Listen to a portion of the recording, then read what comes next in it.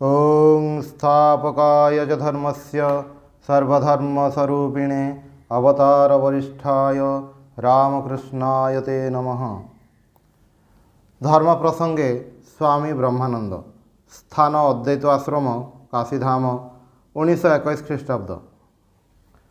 अनेक लोक सारा जीवन गड़माल अतिवाहित करी पेंशन नहीं तीर्थवास करने को जाती।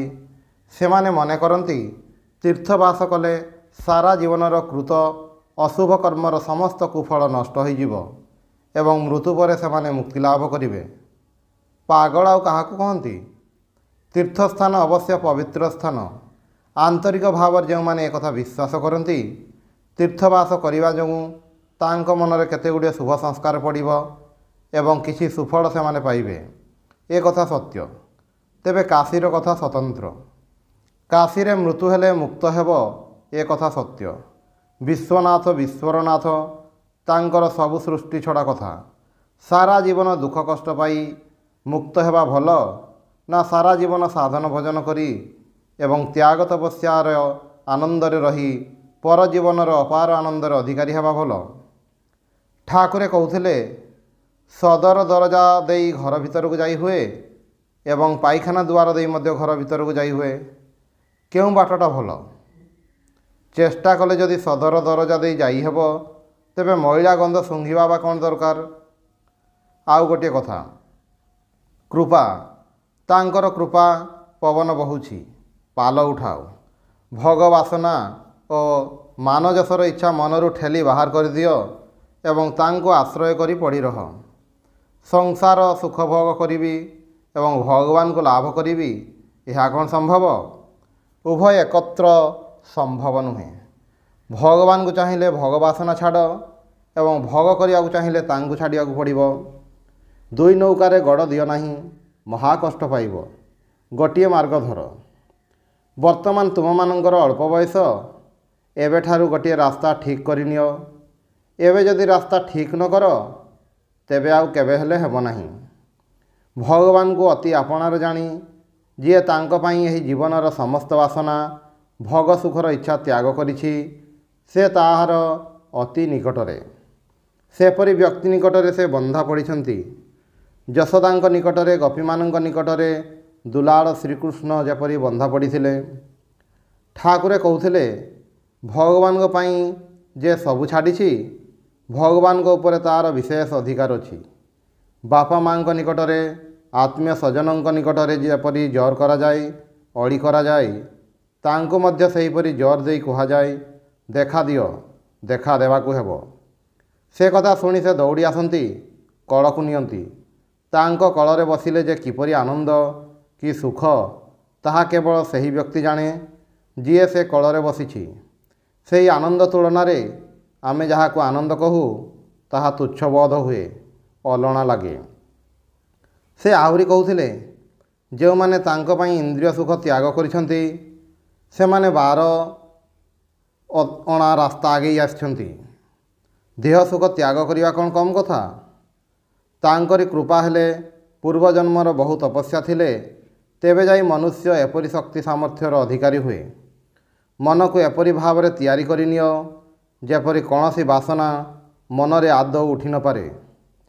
एही भाव में जीवन कटाइबा अति कठिन। एबे अल्प बयस बोली जेते सहज मने करूछ सेते सहज नुहे। एही अवस्था किपरि जानिछ?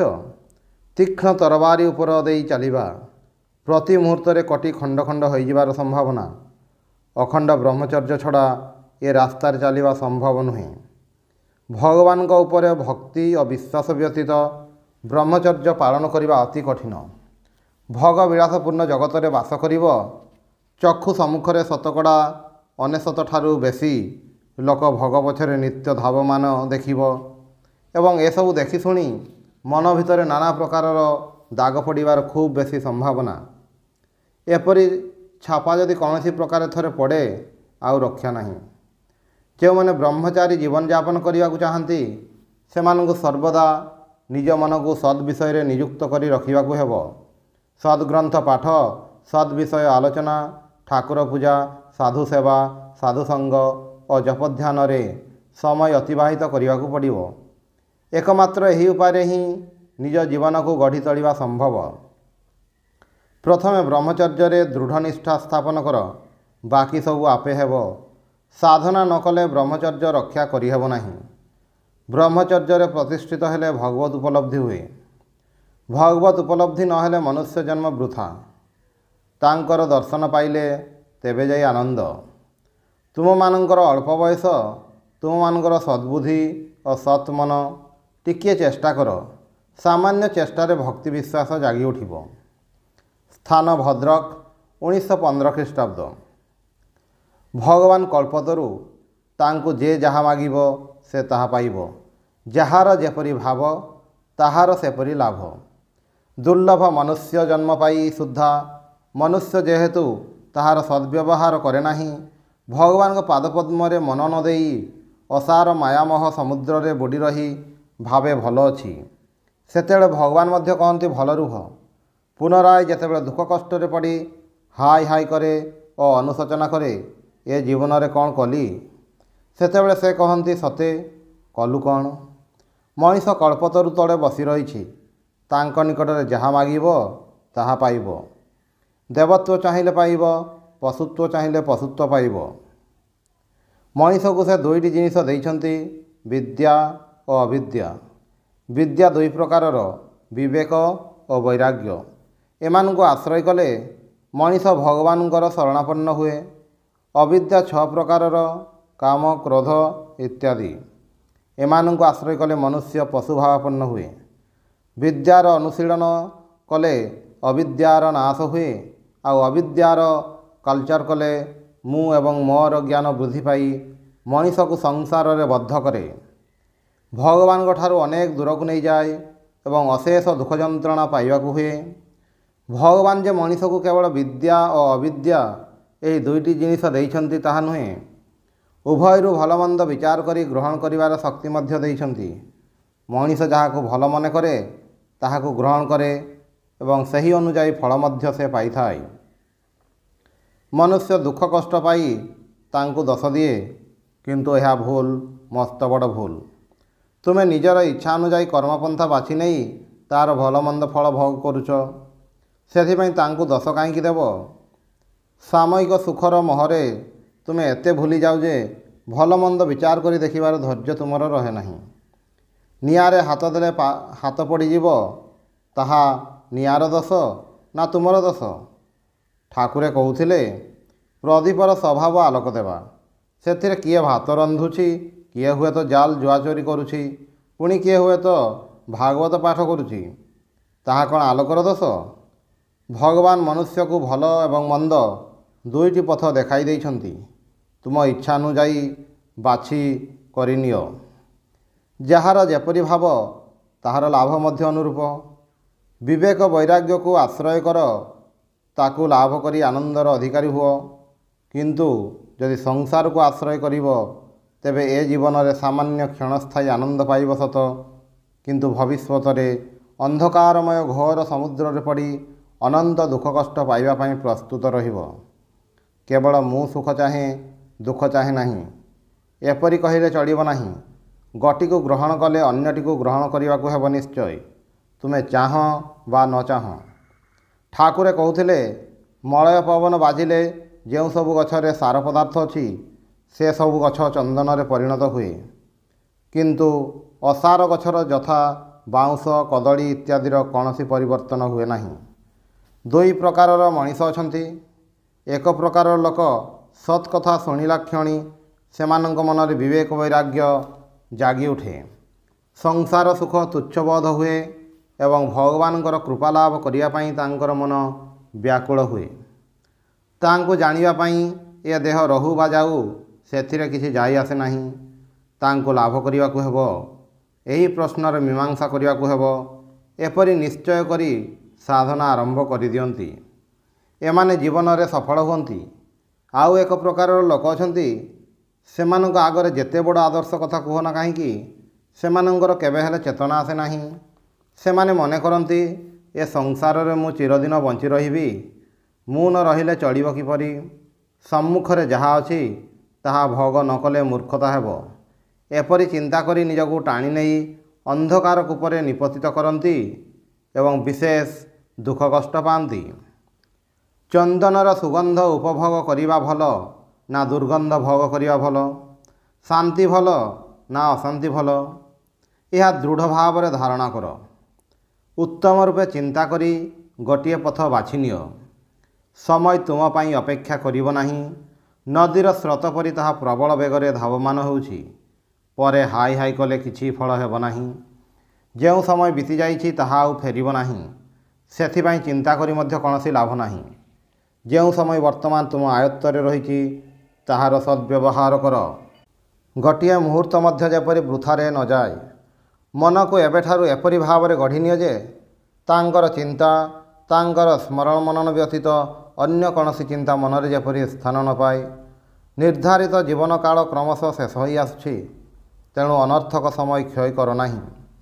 ଆକୁଳ ପ୍ରାଣରେ ତାଙ୍କ ନିକଟରେ ପ୍ରାର୍ଥନା କର, ହେ ପ୍ରଭୁ, ମୋତେ ସଦ୍ବୁଦ୍ଧି ଦିଅ। ମୋତେ ତୁମର ଆପଣାର କରିନିଅ। ମୁଁ ମୋର ଏପରି ଚିନ୍ତା ଦୂର କରିଦିଅ। ଏହି ମମତ୍ୱ ବୋଧରୁ ବହୁ ଆଘାତ ପାଇଛି। ଏବେ ତୁମେ ତୁମର କହିବାକୁ ଶିଖାଅ। ପ୍ରତ୍ୟକ୍ଷ ଦେଖୁଛ ତ, ଆଖି ବୁଜିଲେ ଅର୍ଥାତ୍ ମୃତ୍ୟୁ ପରେ ତୁମର ବୋଲି କିଛି ରହିବ କି? ମୋର ବୋଲି ଯାହାକୁ ଦୃଢ଼ ଭାବରେ ଧରି ବସିଛ ତାହା କ'ଣ ତୁମ ସାଥିରେ ଯିବ? ତୁମର ମୃତ୍ୟୁକାଳ ଉପସ୍ଥିତ ହେଲେ ସେମାନେ ଯିଏ ଯେଉଁଆଡ଼େ ଚାଲିଯିବେ, ତୁମକୁ ଥରେ ହେଲେ ଫେରି ଚାହିଁବେ ନାହିଁ। ସବୁ ପରିତ୍ୟାଗ କରି ତୁମେ କେଉଁ ଏକ ଅଜଣା ଦେଶକୁ ଚାଲିଯିବ। ଯେତେ ମୋର ମୋର କହିବ ସେତେ ବନ୍ଧନରେ ପଡ଼ିବ। ଏହି ସଂସାର ପଛରେ ଧାଇଁ ମନୁଷ୍ୟ ମରେ। ଏଥିରେ ଅଛି କ'ଣ? ଯେତେବେଳେ ଆଘାତ ପାଇବ ସେତେବେଳେ ତାହା କ'ଣ ତୁମକୁ ରକ୍ଷା କରିପାରିବ? ଯେଉଁଥିପାଇଁ ଏଠାକୁ ଆସିଛ, ଯେଉଁଥିପାଇଁ ଏ ଦୁର୍ଲଭ ମନୁଷ୍ୟ ଜନ୍ମ, ସେ ବିଷୟରେ କିଛି ନ କରି ଯଦି ଏଠାରୁ ଚାଲିଯିବାକୁ ହୁଏ ତେବେ ଏହାଠାରୁ ଅଧିକ ଦୁର୍ଭାଗ୍ୟର ବିଷୟ କ'ଣ ହୋଇପାରେ? ବ୍ୟର୍ଥ ଯେପରି ନ ଯିବାକୁ ହୁଏ ସେଥିପାଇଁ କଠୋର ପରିଶ୍ରମ କର। ତାଙ୍କ ନିକଟରେ କ୍ରନ୍ଦନ କର। ବ୍ୟାକୁଳ ହୋଇ ତାଙ୍କୁ ଡାକ। ଶୁଣିଛ ତ ଠାକୁରେ ଦକ୍ଷିଣେଶ୍ୱରରେ କିପରି ମା'ଙ୍କ ପାଇଁ କାନ୍ଦୁଥିଲେ। ମା, ଆଉ ଗୋଟିଏ ଦିନ ବିତିଗଲା, ଆଜି ମଧ୍ୟ ଦେଖାଦେଲୁ ନାହିଁ। ତାଙ୍କ ପାଇଁ ବ୍ୟାକୁଳ ହୁଅ। କି ଛାର ସଂସାର, କେବଳ ଦୁଃଖର ଆଗାର। ଏଠାରେ ତ ଜୀବନ କେବଳ କାନ୍ଦି କାନ୍ଦି ବିତିଗଲା। ସେଠାରେ ମଧ୍ୟ କ'ଣ କାନ୍ଦି କାନ୍ଦି ଦିନ କଟାଇବ? ଠାକୁରଙ୍କର ଆଶ୍ରୟ ଯେତେବେଳେ ଲାଭ କରିଛ ସେତେବେଳେ ତାଙ୍କର କୃପା ଯେ ନିଶ୍ଚୟ ଲାଭ କରିଛ ଏଥିରେ ସନ୍ଦେହ ନାହିଁ। ତାଙ୍କ କୃପାର ସଦ୍ବ୍ୟବହାର କର। କୃପାମୟଙ୍କର କୃପା ପାଇ ଯଦି ତାହା ଧାରଣା କରିନପାର, ଯଦି ଆନନ୍ଦ ଲାଭ ନ କର, ଜୀବନ ମରଣର ରହସ୍ୟ ଭେଦ କରି ତାଙ୍କ ନିତ୍ୟ ସଙ୍ଗୀ ହୋଇନପାର, ତେବେ ତୁମ ପରି ହତଭାଗ୍ୟ ଏ ଜଗତରେ ଆଉ କିଏ ଅଛି? ତୁମେମାନେ ଏହି ଯୁଗର ଲୋକ। ଯୁଗର ହାୱା ଦେହରେ ବାଜିଛି। ଏହି ସୁଯୋଗ ନେବାକୁ ଛାଡ଼ ନାହିଁ। ଏତେ ସଳଖ ଓ ସହଜ ଭାବରେ ପଥର ସନ୍ଧାନ ପୂର୍ବେ କେହି ଦେଇ ଯାଇନାହାନ୍ତି। ଏହି ସୁବିଧା ଯଦି ଅବହେଳା କ୍ରମେ ହରାଇ ବସ ତେବେ ଦୀର୍ଘକାଳ ଧରି ଦୁଃଖ ଭୋଗ କରିବାକୁ ହେବ। ଯୁଗର ହାୱାରେ ପାଲ ଉଠାଇ ଦ୍ରୁତ ଗତିରେ ଆଗେଇ ଯାଉ ସେ ଅପେକ୍ଷା କରି ବସିଛନ୍ତି। ପାଲ ଉଠାଇ ଦେଲେ ନୌକା ଠିକଣାରେ ପହଞ୍ଚିଯିବ। ପାଲ ଉଠାଅ, ଉଠାଅ, ଟାଣ। ତୁମର ଯଥେଷ୍ଟ ଶକ୍ତି ରହିଛି।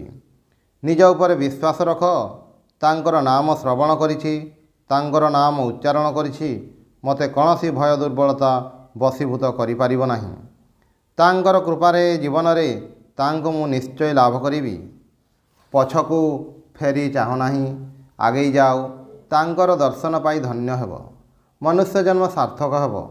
ଅନନ୍ତ ଆନନ୍ଦର ଅଧିକାରୀ ହେବ।